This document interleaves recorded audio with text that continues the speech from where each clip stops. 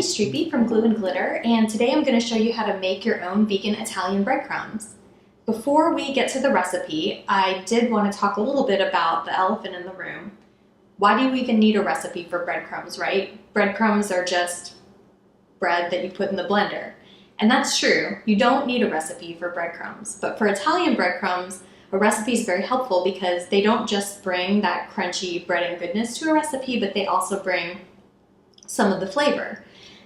This recipe for vegan Italian breadcrumbs has just a few ingredients to help bring that flavorful, kind of cheesy taste that you would get from store-bought Italian breadcrumbs.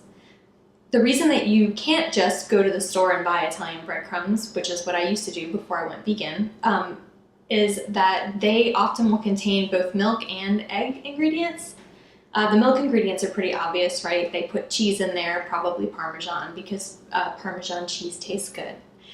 The eggs always used to confuse me, but the reason that they add eggs to store-bought breadcrumbs is because eggs are a binder, and so adding eggs to the breadcrumbs will help them stick to whatever you're trying to bread, which is great and helpful if you do eggs, but if you're vegan or you just don't eat eggs for some other reason, it's not so helpful.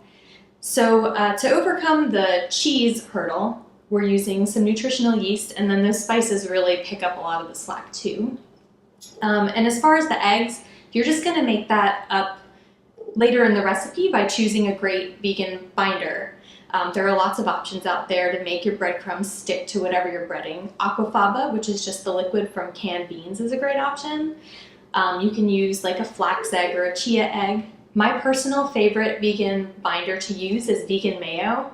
It is amazing. It makes things stick perfectly, and it brings a little bit of richness to the dish. I think that vegan mayo is the way to go if you can make it work in your recipe. I use it quite a bit in recipes on my website. My vegan buffalo tofu bites use mayo as the binder, and so does my lemon tofu piccata.